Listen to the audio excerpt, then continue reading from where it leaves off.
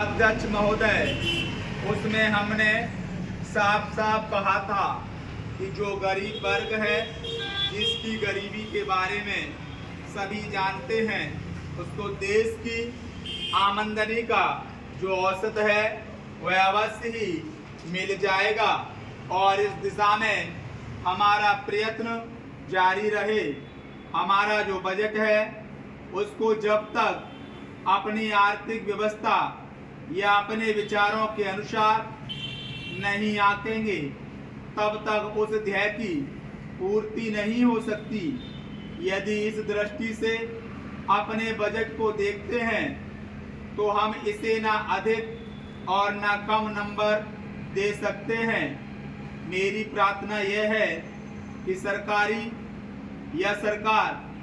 जिन संस्थाओं को सहयोग देती है उन्हें आदेश दिया जाता है कि वे देश की उन्नति का विचार करें, परंतु खाने की पुष्टि देकर नहीं।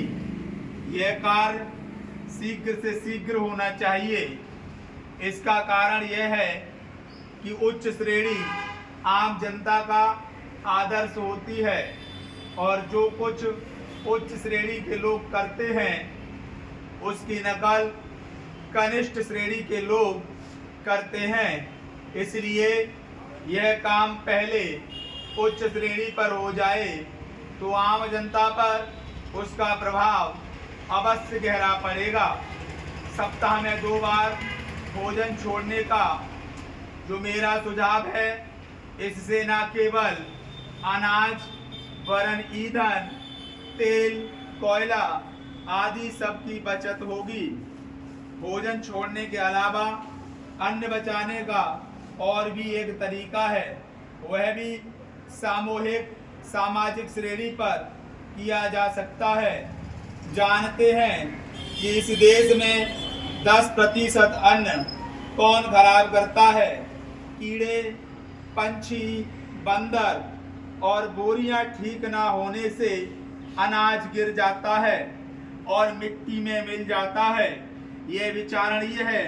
इस प्रकार 80 लाख टन बर्बाद होने वाले अन्न को बचाया जाए तो भारतवर्ष को किसी भी देश से अन्न की भिक्षा मांगने की आवश्यकता नहीं पड़ेगी।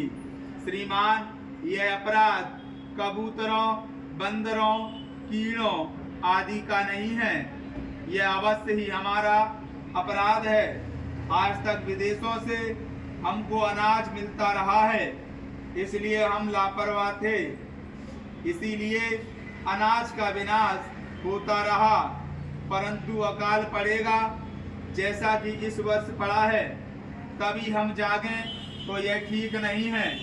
हमें अन्न के नाश को रोकने की सतत कोशिश करनी चाहिए। उसकी बचत करना हमारा परम कर्तव्य है। यह काम हर किसान बच्चा और युवक कर सकता है और उन्हें करना चाहिए।